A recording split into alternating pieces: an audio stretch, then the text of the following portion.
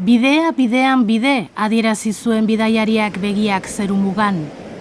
Ibilbidea aspaldian hasi eta Anton Abadiarengana garamatza.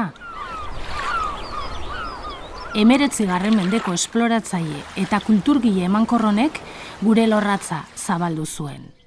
Euskararen unibertsoa besteen pare jarri nahian lore jokoak plazaratu zituen. Gaur, loraldiak lore jokoen lekukoa hartu du. Anfora hautsi egin genuen, iraganarekin apurtu eta garaikidera abiatu gara belak betean. Loraldia kultur elkartea eratu genuen, kulturindustria sustatzeko xedearekin. Etzela bide xamurra jakin bagenekien, baina arriskua dugu gustoko. Udaberriarekin batera, festibalak Bilbon eskaintzen duen babeslekua sortzaileen portua da. Sormena da etorkizun bidea eta euskal kultura gaur aldarrikatzen dugu 4 haizetara.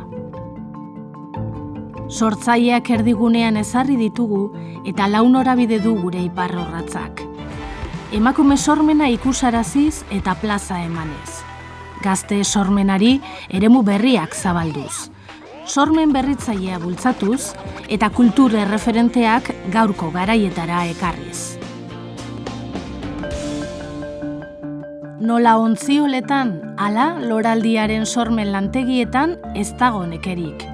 Eragile aktiboak gara, gure produkzio propioak gure nortasunaren partaide dira.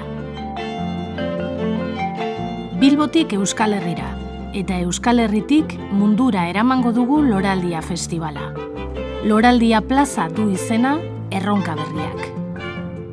Belaunaldiz belaunaldi, amaren sua gorde izan da.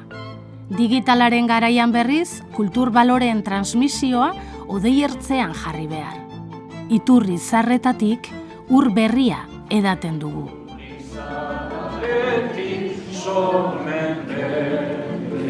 Martxan dagoen egitasmoa da Loraldia Eskola, hezkuntzako kurrikulum barruan euskal kultura lantzen ari dena. Urrats berriak uda dakar, udako loraldia hola. Gazteekin lan egiteko sormen lantegia. Zaindu maite duzun hori abia puntua harturik bidaideen komunitatea eratu dugu. Horra hor lorazainak, euskal kultura garaikidearekin bat egiten duten esploratzaile urkoak. Loraldia kultur elkartea abian da.